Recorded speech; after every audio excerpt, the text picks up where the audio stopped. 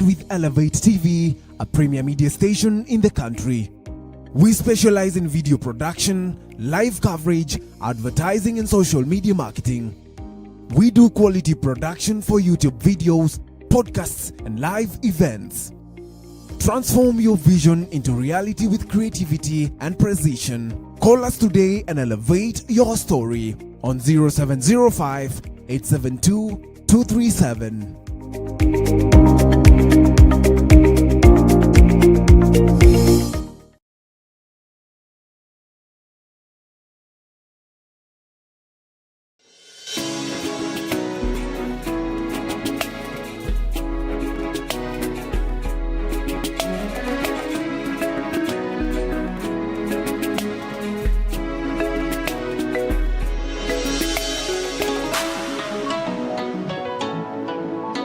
Elevate TV, advancing kingdom lifestyle.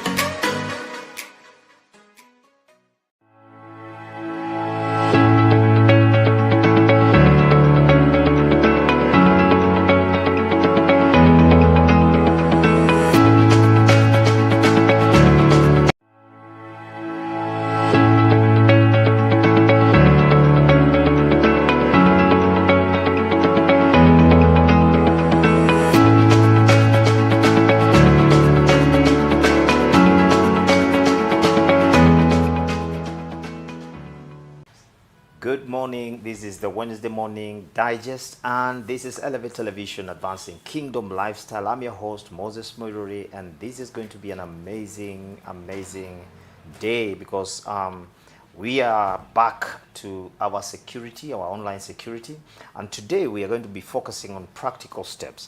You know, it's okay when we talk about it, but today we want to talk about practical steps. How can you secure yourself? How can you be secure? How can your gadgets be secure? How can you ensure that your online safety is clear? And today, my guest is back, like you asked. Velma is in the house and Marvin is still here. Marvin will be joining us in a short while. But Velma is in the house. We begin this new broadcast. But listen, before we do this, the link is already out. Let's just do this. Let's do this. Let's do this. Let's do this. The link is out, and you can load it everywhere. You can send it to everyone. Let everybody see what's going on. Mine. Let me just forward it again to somebody. There you go, Velma. I hope you've done yours. Yeah. You send it to everybody. Yeah, there you go. And remember this, you have a chance to interact with us online on our socials, on your page, you know, on your, wherever you're watching from us, whether on YouTube, on Facebook. We have the opportunity to ask any question today. I mean, this is the day that we have to secure ourselves. So, Velma. Yes. Please, karibu. Asante. You're not a visitor anymore. Of course. This is going, I told you this is going to be your home. Thank A you. second home. Thank you. So tell your parents now you've been hijacked. I've been adopted fully. You've been adopted fully. All right, look at that camera. Introduce yourself. Let's Okay. push. Good morning, Elevate TV. Velma Anangwe once again, and I'm happy to be back here. Let us engage in cybersecurity matters. Ask your questions. Feel free to interact with us. Just before we go into our practical, what do you call our practical steps today? Because, Yeah. you know, I realized actually the last whole 1 week, I've been in several groups, and of course, you know, the messages, the hack messages have come in. Yeah. Just in a nutshell, just describe insecurity, online insecurity, and what it can do. What it can do, okay. So basically, I can start by defining what online security is. Online security means when you are browsing online are you able to remain safe without attackers trying to reach to you or trying to manipulate your data or trying to access anything that they're not supposed to access when you're online. Yep. So when we speak now of online security, when it comes to now you as a personal individual, you can visit sites, you can be browsing and uploading your documents there, you can be filling in your personal identifiable information like your ID number, your NHIF number, you can be uploading your pics, for example, you need guarantors for something like a loan, you are uploading someone's passport, your child's passport, and so on. So it's very key to ensure that when you're on these platforms, you are secure enough in a way that you have not been misdirected by an attacker to be doing this in a wrong web page, or you are trying to download any malicious files to your own device unknowingly. Okay. Bring us back to speed on when you talk about security. Things like I remember you talked about the threats. We mentioned about phishing.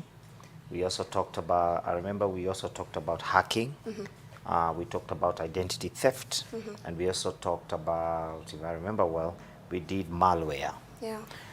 Just bring us back to speed, because sometimes we have this one mindset that online, the only thing somebody can steal is your PIN for M-Pesa. And we are not, so that at least somebody, you know, the challenge is, you may be, it's like you're being told to be safe, but you don't know what you're being safe from. Exactly. Just take us back there. What okay. I mean, when you talk, those words were looking very, you know, it's like a doctor. When you go to a doctor and he's telling you these scientific names, you're just dazed looking at them, and you really want to. And while you're at it, we can discuss something about real life security, cyber security threats. So just begin there. Okay, if I can start, I'll start with the jargon one, phishing. When we speak of phishing, it originates from a process known as social engineering. When I speak of social engineering, this is where an attacker or someone malicious tries to manipulate your brain into doing something that you're not supposed to. And by you doing that, they're going to gather information from you. So that is where phishing originates from. So with phishing, this is where now they are carrying out campaigns, and mostly it will be incorporated in emails. So here they go ahead and they craft very enticing emails. Remember last time when we mentioned, like, they will do a background research on you and they will know you love shoes. So they will craft a very interesting email in the, maybe advertising shoes or offers on shoes. And then you just go and check it out. You say, this seems really nice according to me. Then you go and click on it. So by clicking on it, you can see even an attachment there. You go ahead and you download, and it comes to your device, not knowing that is a malware. So when we speak of a malware, that's a virus. Malware is a virus. It's a virus. Now that's good language. And I think it's very important for you to stress on that part, that they study your patterns online. Yes. Wow, amazing. So those are the key threats we are dealing with today. And it's important for us to put that in place, because, you know, I was with somebody yesterday and they asked me, so when you talk about security, how do I secure myself? So, you know, you know, it's and you know, you cannot, ignorance is not a defense anymore. Yes, you have to literally work out a way where you are not just ignorant, but you are also very, very careful not to lose anything. Talk about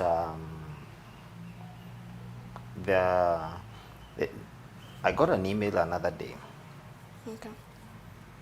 And this was the email. I have been selected by this billionaire family, and they have, as he died, the will is this amount, and I'm supposed to just key in my details.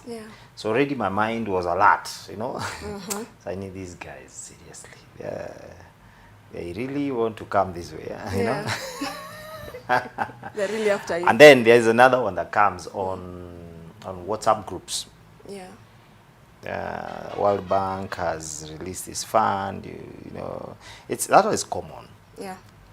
And that's what I wanted us to deal with today. things that are very common that you need to be careful about. Exactly. Then as we do that, then Denis will come in at some point. Okay. Okay, so in regards to that, for example, the incidents you experienced, you received an email, right? So that email, you need to be keen. At least start by checking some basic information on that email, like the header. For example, if it's, what was the name of the It was a foundation. A foundation, Yes. exactly. For example, if it's like foundationxyz.org, and you know this foundation exists, do some background research on them. Go online, Google, check their domain. When I speak of domain, it's when you hear .com, .org, .co.ke. Go and check how does their domain look like, and then come and compare with the email you have received. Because most of the attackers, they come up with fake domains, so it's easier for you to start interpreting such information earlier. That was very fake, yeah, the Gmail. Yeah. So if you start seeing something like that, already know this is not legit. This is just someone behind their computer trying to play with your mind. Yeah. Wow. Denis. Yes, sir. Karibu sana. Asante sana. I think I need to talk to your wardrobe guy. Yeah. Karibu sana. Thank you so much. We're glad to have you. We are discussing about the just practical steps, and we were talking about understanding the threats.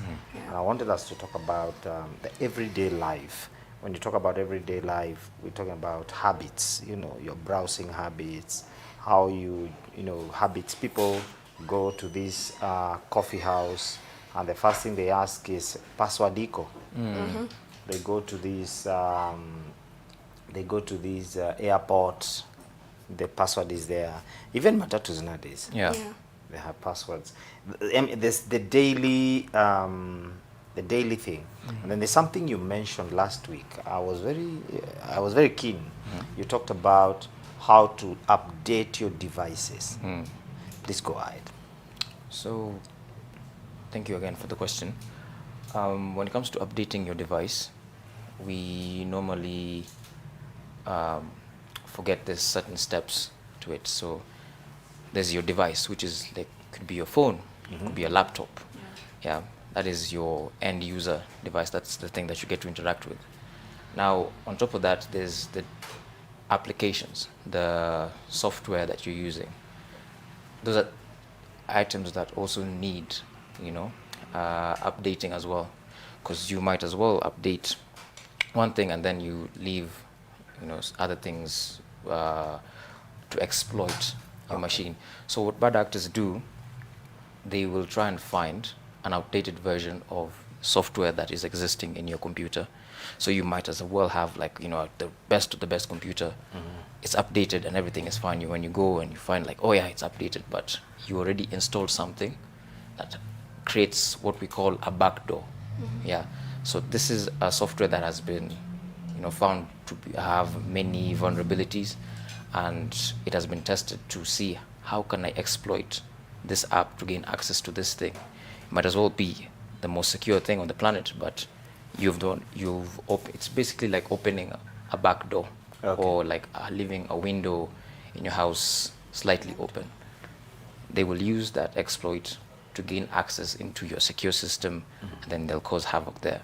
So it is essential to update not only your devices, but things that you get to interact with. The Facebooks, your phone will prompt you hey, you need to update. When you go to Play Store, when you go to App Store, whatever device that you're using, then you go to the apps that you're using. Then when you just have to navigate to the apps, you'll find it's written up there, you need to update so and so. So it's just one click away. Update, it'll do as needed, and your device will be good as new. Yeah, because those are people back, at the software companies, at the phone companies. They work tirelessly to ensure that those gaps that are usually found are closed. Yeah, so it is essential to make sure that your devices and also the software that you're using is up to date. Yeah. What about privacy settings? Yeah, that's something that's very key that not many people know about.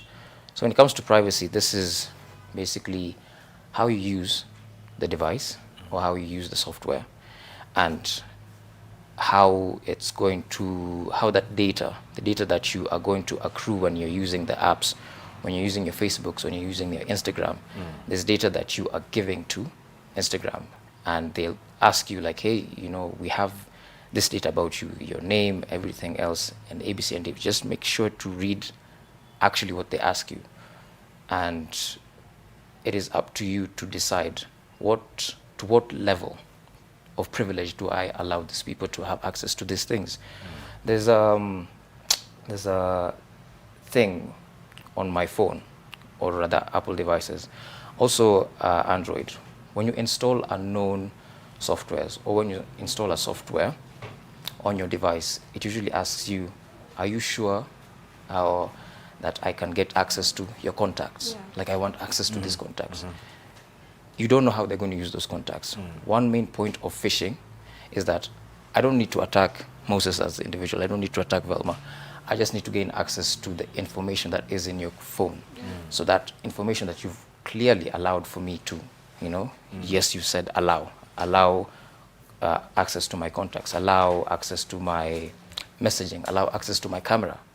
You've given them access to activate these things, to get information from these endpoints, and then they're going to now use the information that was harvested from your phone usage for something else. So that means nowadays we get text messages from funny places that you've never really subscribed to, because they've sold that information to the highest bidder. Yeah, because now you might sit down and say, I've never subscribed to ABC and D, and I'm very careful as to where I usually go online, but it is that privacy setting, what you allow for people to handle. So the privacy settings is what you allow in terms of contact. You know, Yes. sometimes when I've seen when I'm updating an app, it's even there's that query: do you give us access to your camera? Do you give us access to your contacts? So normally, no. You know, sometimes I say no, and then because I've said no, they now say they now also deny me Access levels of access into that software or app. So basically, it's manipulating me. Sometimes they coerce you to, because it's give or take. You yourself, you can't be forced to. Why? Ask yourself this question: why should Notes app? You just want to write notes on your phone. Why should a Notes app have access to your camera? Because it doesn't really make sense. Once you give it access to that camera, it's going to use that information.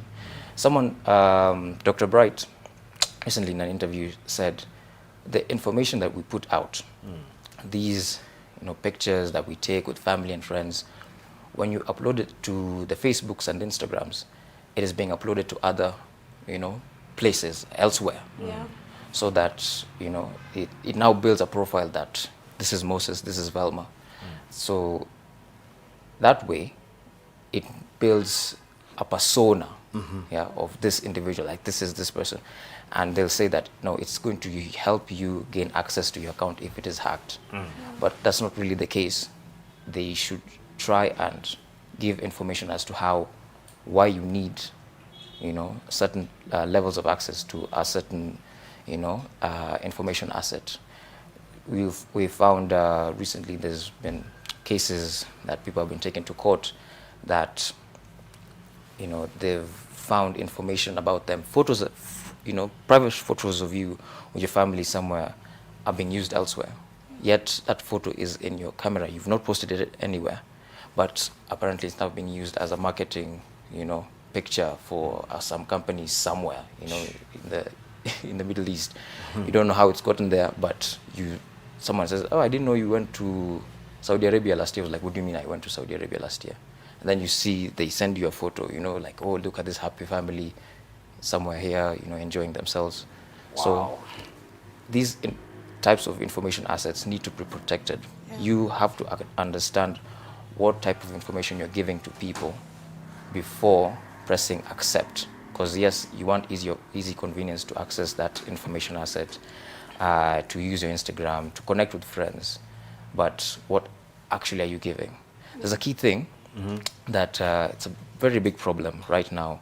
People, the they might call Velma, they might call me, and they'll say, Velma, I think my spouse is tracking me, or I think a scorned lover is tracking me. How do they have this information about me? Well, it's your phone that you allowed access to, so and so. Yeah, there's apps like, there's an app like Snapchat. Snapchat tells people, I am at Junction Mall at this place, and yet you're also taking pictures. That's giving it a geographical sense of the area. So you'll find that someone knows, how did you know I was here? So like, oh, I wanted to talk to you, yet you don't want to talk to this person. So they follow you based off of the information that app harvests, and then posts it somewhere, because now people are like, I'm afraid, your head is always on a swivel. Many people, yeah. And unfortunately, people have perished because they've posted pictures saying that I am at a place we're having dinner. And then someone has, takes it as a challenge and then says, So basically, it's not even online security now, it's personal security. Personal security. Yeah. There's something I came across, Velma. It's called online hygiene. Yeah, online hygiene. What is that? Online hygiene, you can also term it as cyber hygiene. Okay. Just basically mean the way you will leave your house and you lock your door. Yeah. So the same way you leave your phone, you ensure it's locked. You have Okay. at least a PIN. The same way when you have like a Gmail, you have a password for it. But I would like to speak on something in regards to multi-factor authentication. By this we mean, yes, you have a password or you have a PIN, but there's an extra security layer that is very key for you. For example, if someone hacks your password, they get your password, they're able to crack and they know this is Moses' password. If you have that multi-factor in place, that's like when someone tries to log in with that password, you'll be prompted for a certain PIN or code from your phone. If they don't have your phone number,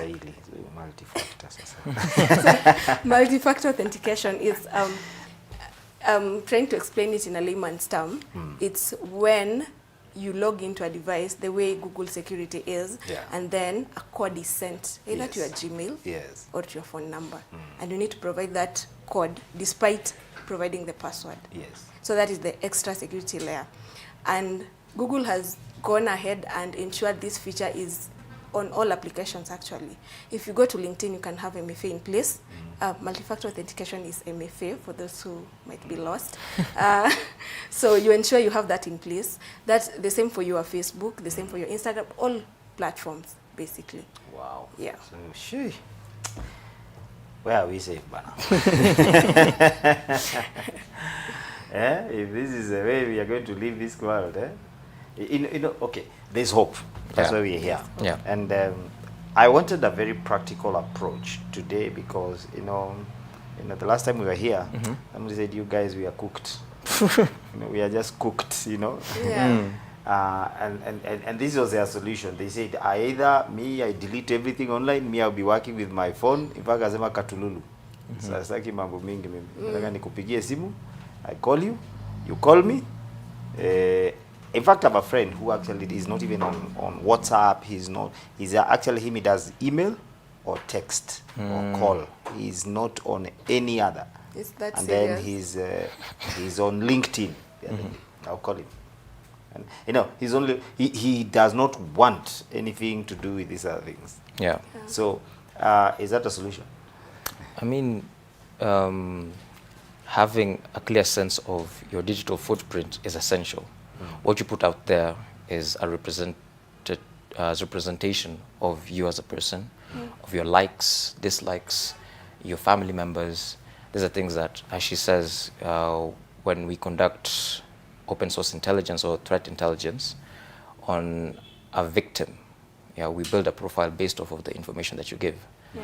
So I'm not saying that you need to stay off the internet forever. The internet is a tool. It's here for us to stay, it's here for us to communicate, it's here for us to build a wealth of knowledge, it's here for us to innovate, and connect with one another. I would say it's pretty much being aware of what you put out there. For me, for instance, when I post a picture, I don't post a picture in, where I live, or when I'm with family, you'll only see the face of my sister or the face of my mother, but you don't know where they usually are.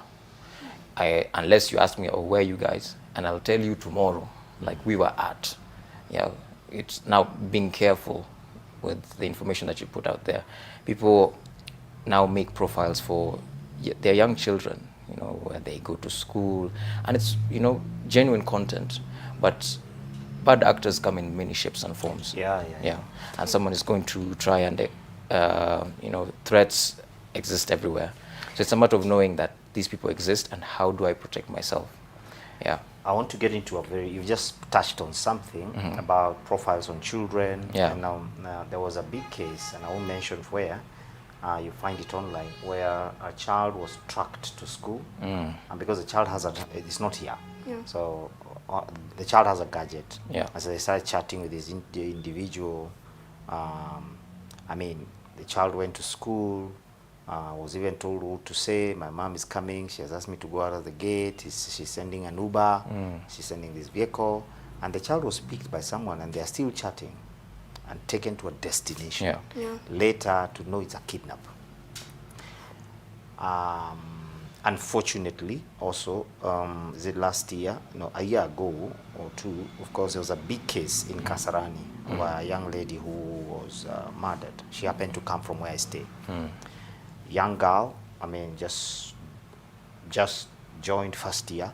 She's chatting with this individual. She chats the guy. She gets into an Uber all the way to Kasarani, to a B&B. The next thing, there's news. A body has been found. I mean, the mother could not believe I just left her here, you know. So I want you to just, anyone can pick this, the security of children and parents and gadgets. Okay. Because now that's a major area that has come up. I've actually seen major developments. Yesterday I was watching some development where now parents have apps that literally not just track their children, they are tracking their footprint, what they are watching, how long they have been watching, and who has been chatting.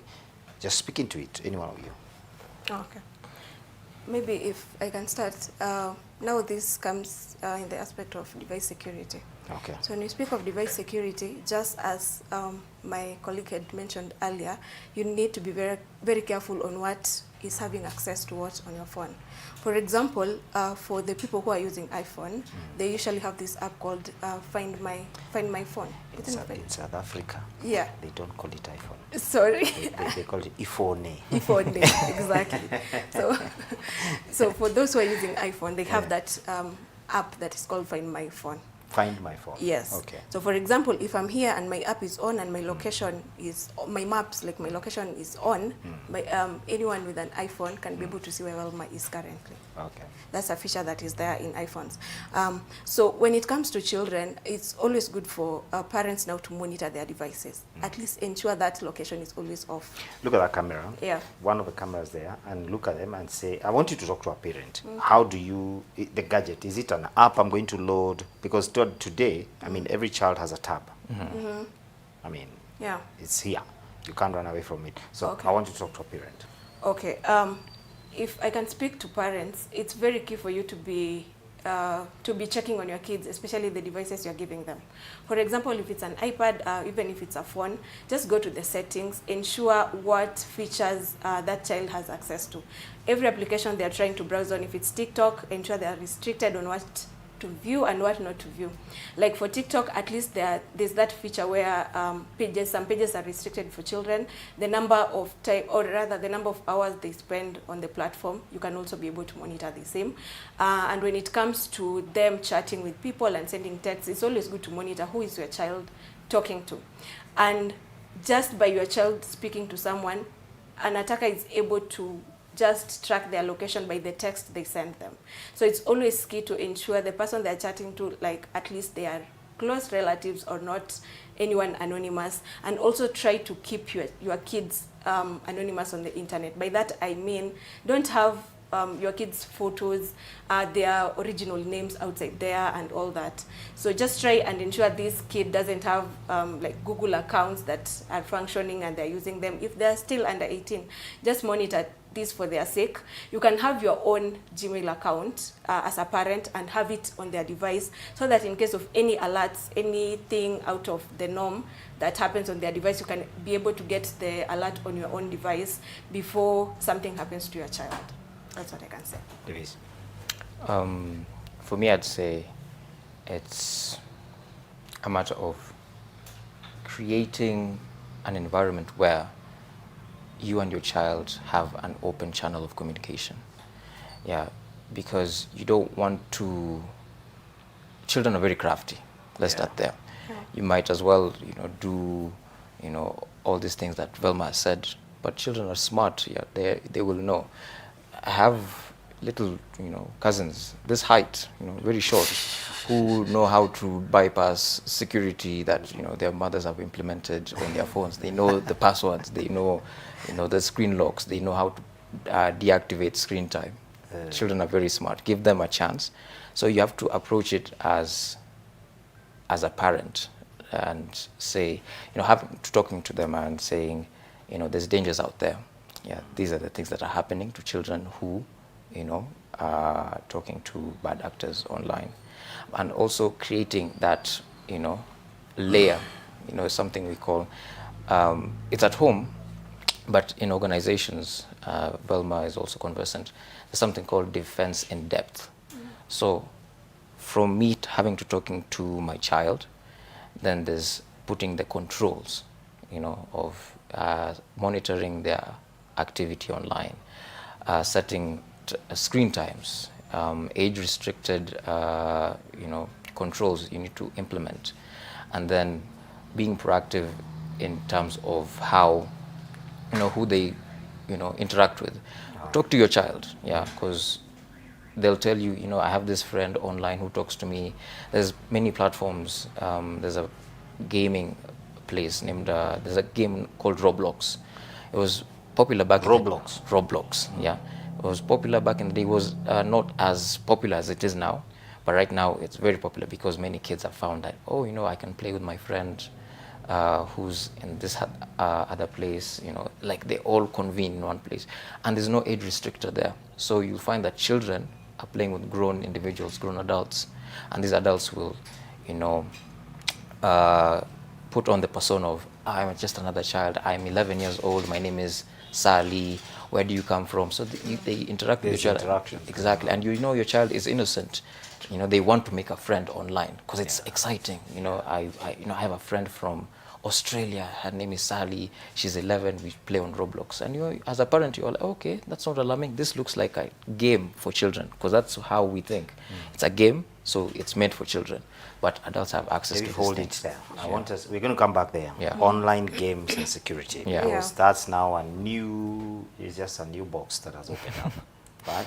Well, we'll see you after the break. We're going for a break, and we want you to bring in. Samuel has already sent his. He's talking about social engineering through job adverts. A good one. Yeah, so we'll be talking about that. And we have Kevin Othiambo is still online. Thank you for being online. Let's be back after the break. Bring all your questions, your suggestions. Let's discuss them. See you after the break.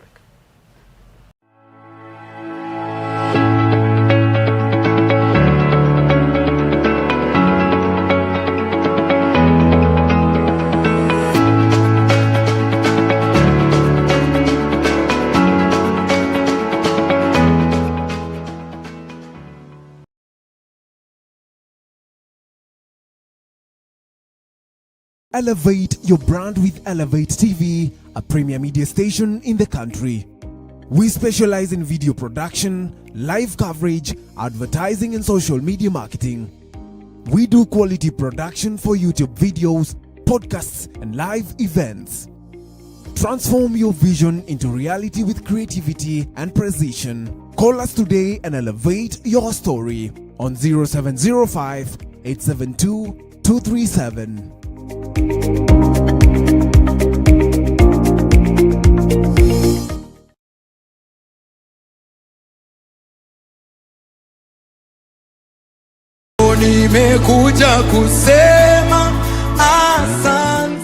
My name is Bishop Jackson Kingori from Neema Gospel Church in Roiro. I'm here today to invite you for our annual conference that's coming this month of February from the 21st, 22nd, and 23rd. Time is 10 a.m. to 5 p.m. And we have great speakers, Apostle David Juma. Any system that the enemy has put in place to harass our lives, we declare is collapsing. Pastor Tim Mwangi. What are you doing about the agenda of heaven? We have Dr. Sarah Carrier.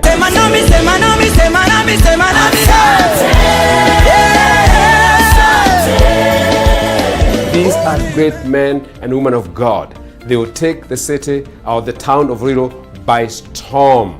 The theme of this conference is Season of Advancement. You don't want to miss this conference because it's been tailored and prepared for the young people, including the Gen Zs in Loilo.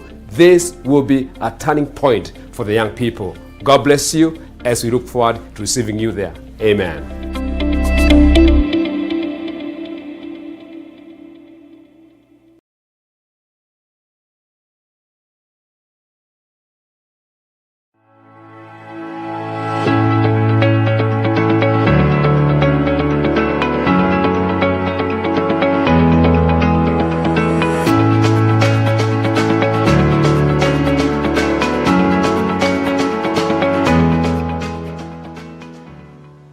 Welcome back. We are back and we're talking security, your online security. In fact, Velma says it's called hygiene.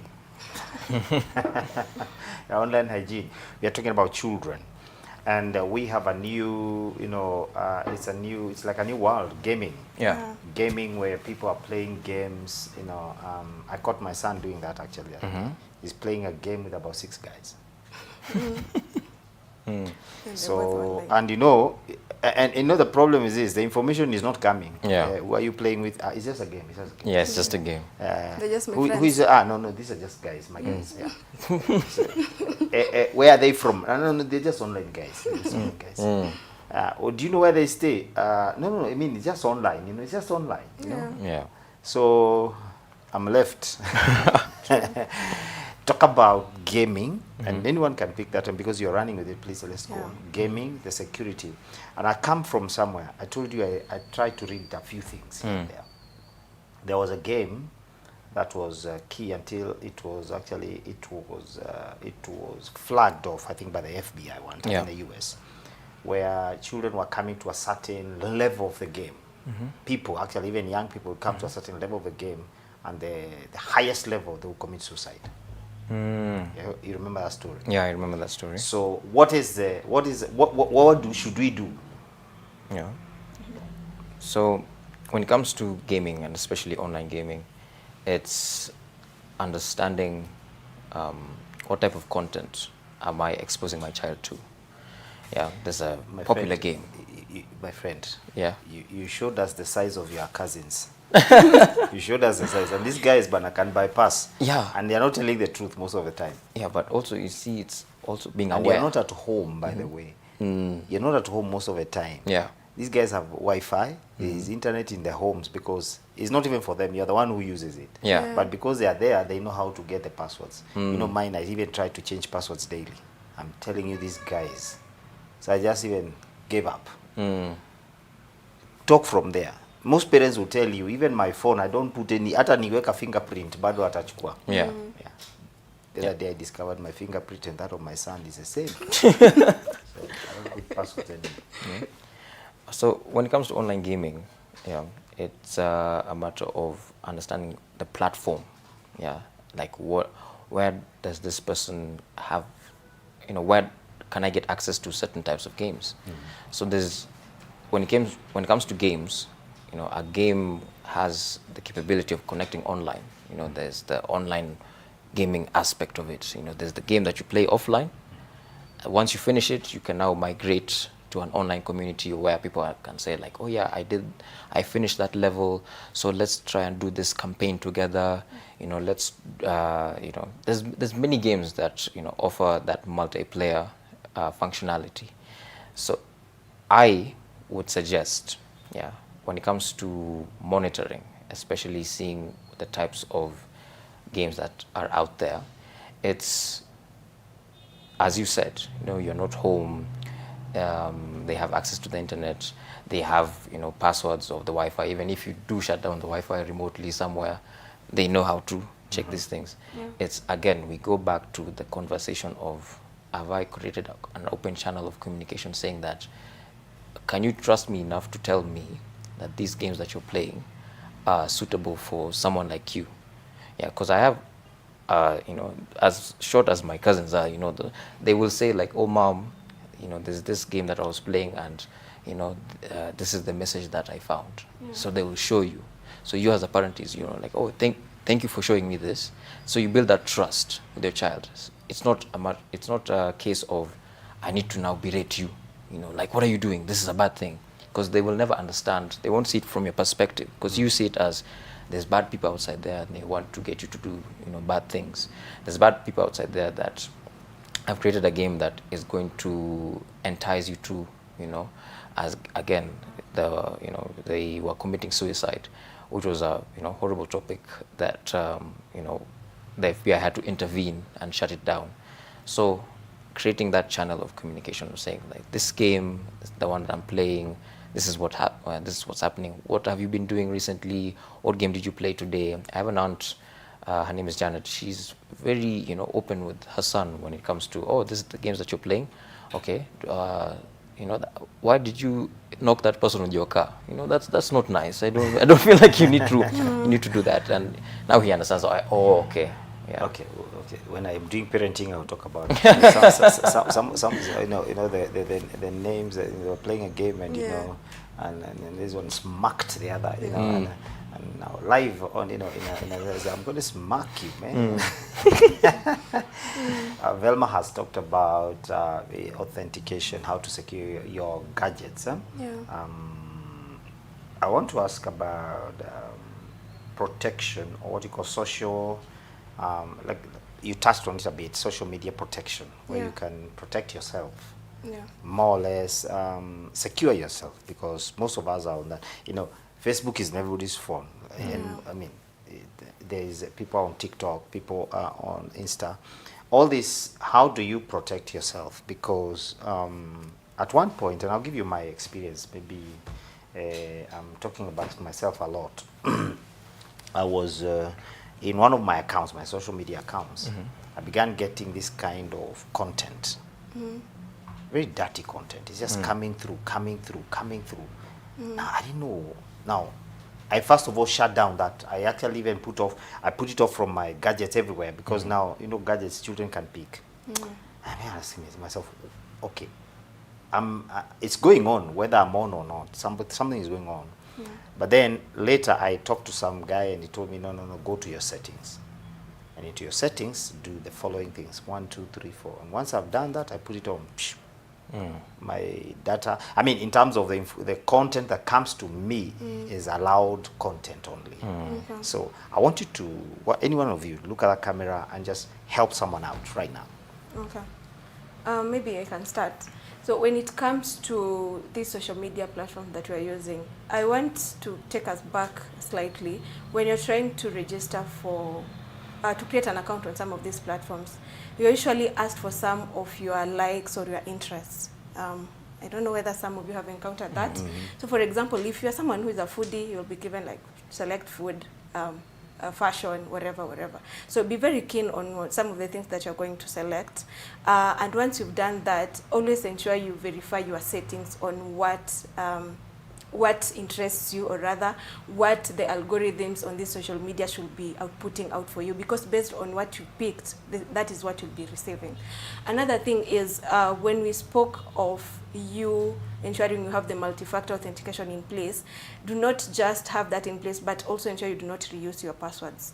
For example, if Facebook is going to be hacked and if you're using the same password for Instagram, the same password for LinkedIn, just be sure all those platforms are going to be compromised. And by that being compromised, for example, the way you've said you are receiving some very not good content on your end, the same content will be seen on LinkedIn. You can imagine if that was on Facebook and on your LinkedIn, you find such things on your page, it's going to be really embarrassing for you as an individual. So it's always key to ensure in your privacy settings, what you allow, depending on the algorithms, what you are viewing. Because if you take more than a minute viewing a certain video, just be sure the algorithm is going to change. So you're going to receive content based on that most of the time. That's what I can say. Wow. So once you watch it, that's it. That's it. Wow. The algorithm changes now. That's what. So you're now gonna that's see. what they're going to be sending you. Exactly. And maybe you see, I tell you, you shall know the truth. You know, and you know the way the enticement comes, eh? They bring in these. Okay, for me, they entice me with a lot of documentaries because that's what I watch. PBS, you know, I like historical things, and so you just discover now if you go to my socials, the levels, but that's not bad content. Yeah. So I'm just trying to think about somebody who has watched, let's say, dirty content. It came and they watched it. So that means now when the algorithms changes, means now that's the content there will be, you know. Yeah. And if I can just interject for a second, remember, it might not be you, but someone using your account. Oh my goodness. So you just logged into someone's computer and you left your account there. So they go ahead and they watch some content, and then you find that coming on your end all the time. It's crazy. Yeah. Yeah, normally, public machines are very dangerous. Very That is, dangerous. I tell you, you don't even want to get into. Now, you're talking about public computers. Yeah. What about a work computer then? Because it's not yours, and maybe several people can access the same machine, but I think most of them have passwords. Okay. When it comes to work computers, I think now that's a policy, or rather a framework type of engagement that you have to try and navigate around, because the framework will inform the policy on what is supposed to guide you. So there's some things like acceptable use policy, bring your own device. So when it comes to now content being pushed, or a certain site has been accessed, this is supposed to be guided by a policy. You know, like there's people in organizations that have, they have shared, desks, and there's a policy in a framework called the ISO 27001, which is Information Security Management System. So it says your desk. It talks about your literal desk. It doesn't talk about your computer. It doesn't talk about your phone. It says your desk policy. So what is on your desk? People have sticky notes because I'm going to forget this password. This password that Velma from IT is too convoluted. I will never remember. Let me write it and put it on my desk. They say, what to IT? How will you? This Velma has, her password is too complex. Let me write it down. You don't know. And also a key thing, most organizations and people outside there, hackers don't exist outside. There's people called insider threats. Okay. Yeah. It could be any person. We could be in an office and one of us could be the outlier. One of us could be the imposter here. Yes. And you look at, so that's her password. So she excuses herself, to go and do something. I only have to go do maybe a few things, log in, because her password is there, I can read it. Or maybe she trusts me enough and she's shared it before, and I can now access her, her computer, her, types of, the job that she's doing. Then you'll find that, HR is now complaining that Velma has been, accessing some weird sites, Her profile shows that, she's visiting these sites that are flagged, they're red, and why? What's going on? And yet Velma is very safe. She's, again, online hygiene, digital footprint, very clean, but apparently at work, she's a bit too chaotic with her, habits here, going to this Facebook account that could be a malicious phishing site, going to this place to download movies. Yeah, there was a case back 2 years ago, and this was a mentor of mine who told me the story. A person who worked in a bank, there was a database administrator who was working in a bank. He was approached. He went out for lunch with the guys, but he was approached by people, nice people. They told him, let's go, I've seen your profile on LinkedIn. I want you to come and work for me. Yeah, and you're entirely like, wow, okay, great. But now the caveat is like, I want you to come to work for me, but I need you to put this flash disk in Moses' computer. Yeah. That's all you need to do. And they're like, but why? No, you don't ask too many questions. You just go, and also once you do that, it will send me a report on my, connected to my computer. So once you do that, I'll even give you a bonus, like 20 million on top. Yeah. So now they are, influencing someone from the inside of your organization. You as the bank manager, I know I've hired, trustworthy people, but now someone has infiltrated one of your employees to, entice them, to make it seem like they're going to earn, a huge payout. And he was battling with it. He was like, I am going to earn close to 50 million just for me to, put this in someone's computer, one of the big people's computer. Yeah. So how do we, go about protecting these things from happening?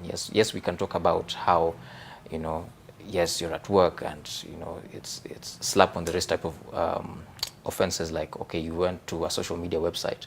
But sometimes, again, risks come in many different shapes and forms. There might be an insider threat who's accessing, bad websites. There's something also that we call shadow IT. Shadow IT is software or technology that we use that is unknown by the organization. Yeah. So to make work easier, all of us, we use AI, ChatGPT to make our work, easier, flow faster. But your organization does not know that you use ChatGPT to, process your information. And that information could be, intellectual property, trade secrets of your company that you're putting into an open, source types of intelligence that's going to send, this information elsewhere.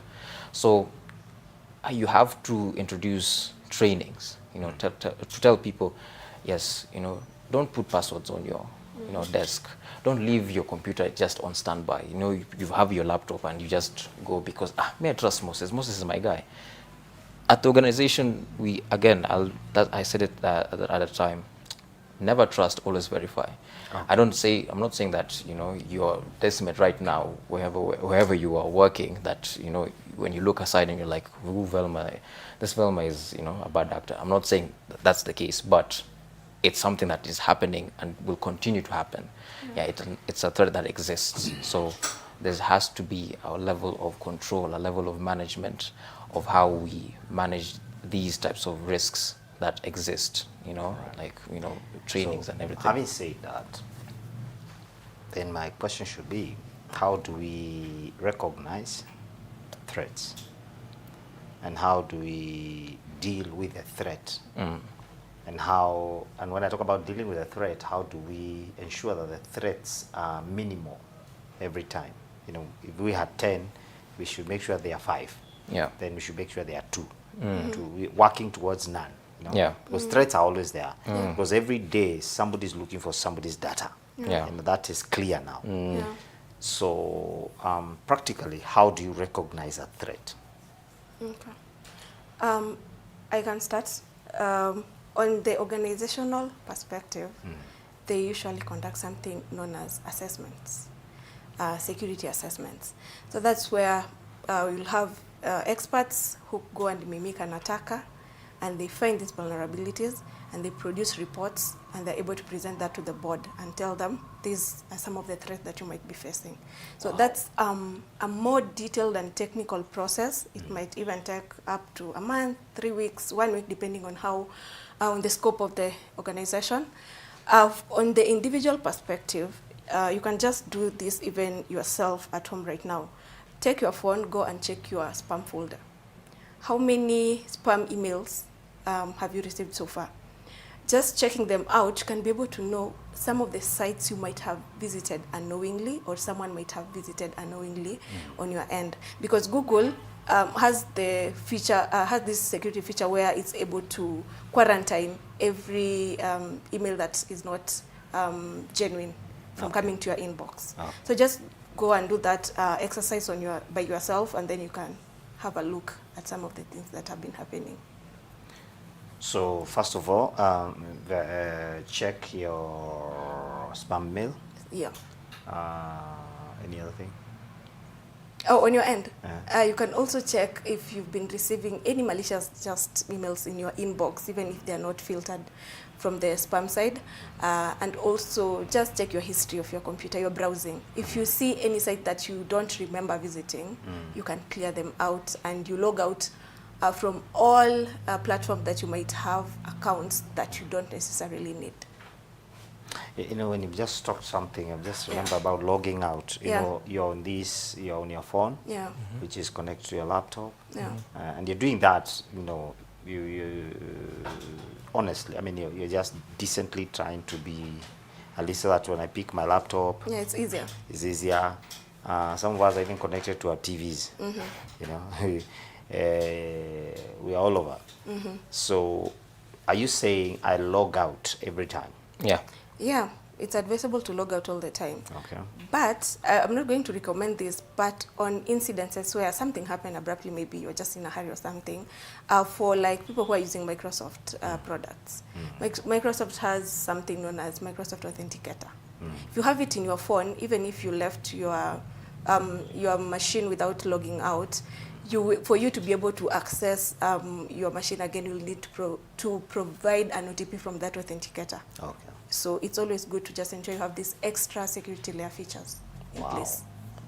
Yeah, because now I'm wondering now, how do we do this? Now, let's give it a scenario. My friend. Yeah. Hacked. You're hacked. Yeah. You know, you are taken. You're a hostage. I'm hacked, and basically when you're hacked is for intruders are within your space, Of course.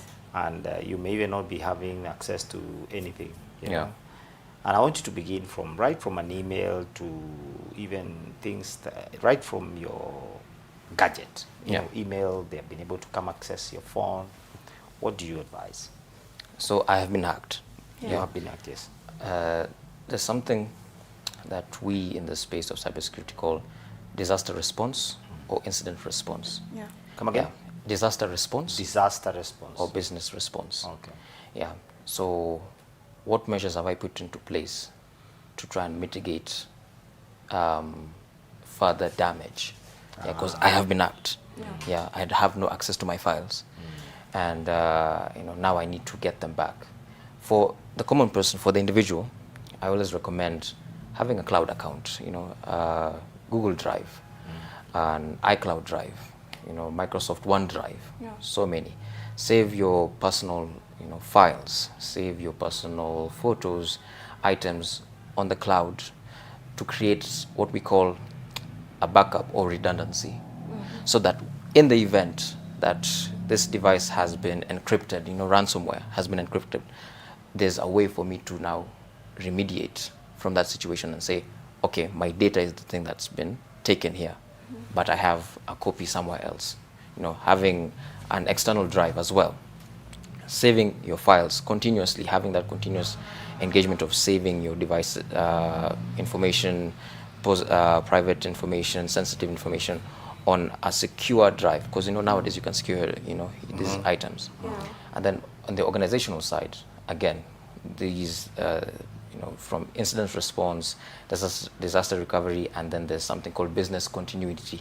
In the event of a disaster, be it a hack, be it a natural disaster, be it insider threat, you now have a responsibility of seeing through the process of who do I call. So it's not a matter of, okay, we have been hacked, I don't know who to call, what do we do? I know in the event that I have been hacked, I can now call Velma. Velma, execute plan, this thing, she'll know what to do. Yeah. Because now it advises, if we have those structures in place, if we have... And here it's about business. Yeah, here it's about... If you have those structures in place, you have the proper frameworks, you have the proper governance, you have the proper policies, it will better inform Velma on how to do that job, because we are hacked. Yeah, and then you look at Velma for, okay, Velma, you see you're the purple teamer, what's happening? She won't know how to advise because she'll be going at it from every angle. Yeah. Once you zero in, into a specific issue, okay, our website is down, yeah? How do we make sure that we have a clone somewhere? So, okay, our main website has been down, we don't want a case of like someone wanting to visit your website to get more information is, you know, an issue. So there's a, you know, another copy elsewhere existing, so that there's never that dissonance of like, we have been caught, unaware, and now we don't know what to do. Yeah, which is how most organizations right now, you know, are trying to heal from, you know, they're feeling from that being space of being unaware. So it's creating that awareness. You know, we have been hacked. What does someone need to do? Because when you say, there's an organization that I worked with a long time ago. It was small, and we had someone deface the website, and then the director panicked. So when you see the director panics, it's a triangle now. The fear, the panic, the mistrust starts, you know, raining down on everyone, because everyone is like, okay, what do we do? Call this person, call this person. No, it's supposed to be a certain type of individual who's responsible for a certain asset, and they'll know how to remediate against that specific issue. Okay. Yeah. Amazing. Do we have like, you know, the other day they were saying there was a government site that was hacked. It's an we are alleging. Allegations. An allegation of a certain hack. Eh? In terms of that kind of a thing, do you think there are government frameworks where people can report? Because it seems like when you're hacked in your company, you just manage your own things, you know? I think is where you are told to carry your own burdens. Do we have I'm looking for the right word, but do we have the right framework in our security systems where somebody can report that we have been hacked, and then the security systems that are there, if they are there, can begin to pursue and be able to, now we begin to see people who have been arraigned for hacking, or Okay, in the event of that, you know, situation, we do have frameworks. There's many frameworks to choose from. Yeah, I can mention 1001. I can be like, yes, ISO 27001, ISO 31001. You know, 91. So many exist. Now it's a matter of the organization.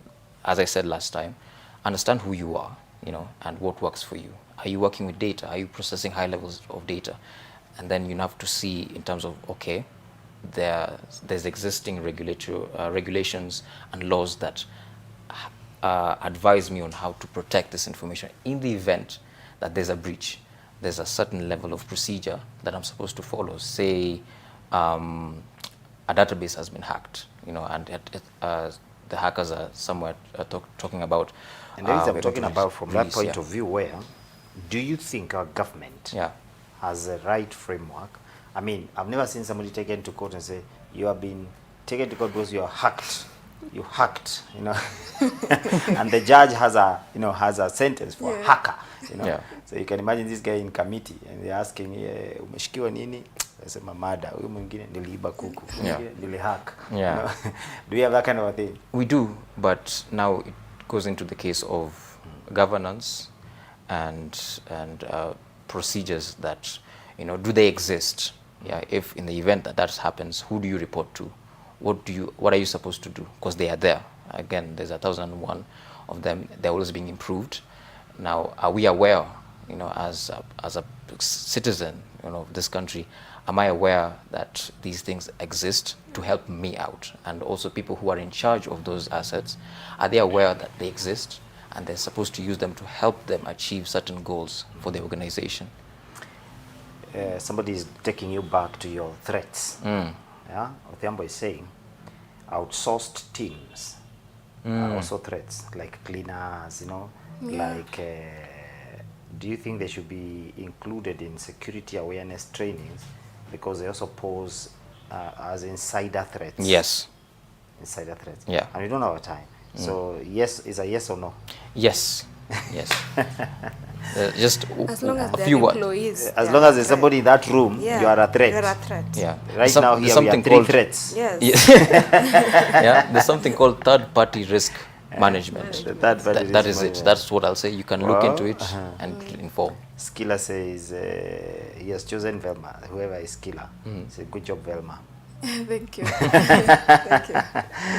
Yeah, Hira Samuel is enjoying himself. Vitalis Kelvin is clapping for you. I want us to wrap up. Yeah. We don't have much time. Actually, we are out of time. I want you to look at our camera, Velma. Okay. A second on what I should do. Look at our camera, then we shall be out of here. Okay. Okay.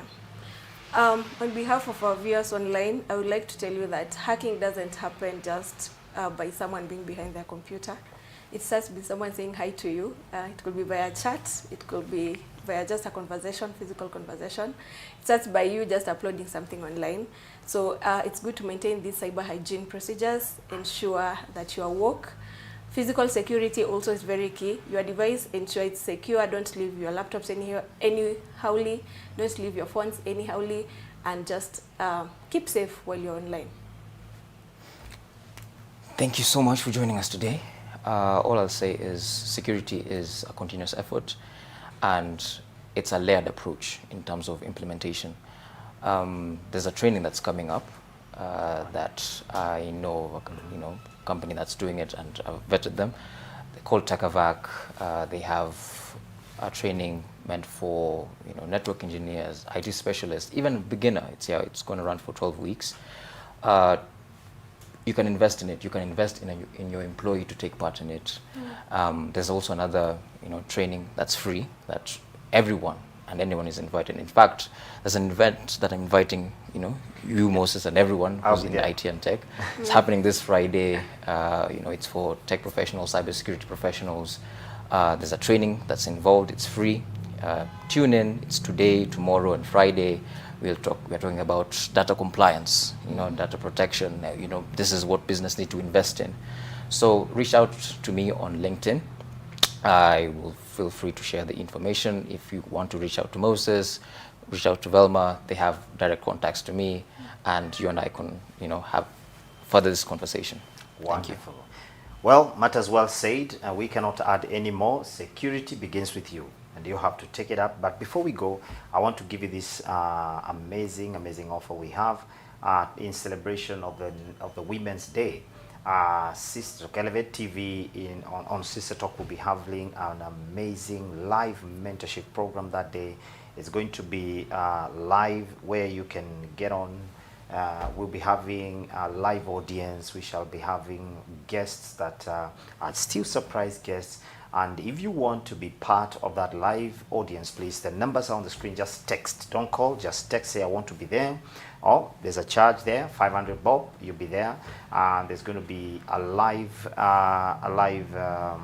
mentorship program by great guests, women that will be gathered in this in the studio, and there will be just it's going to be an amazing event, and it's live. So if you want to, that's there, and the dates are clear. It's on the 8th of March, and you're welcome. God bless you. Have yourself a wonderful day, and keep it elevated all the time. Thank you.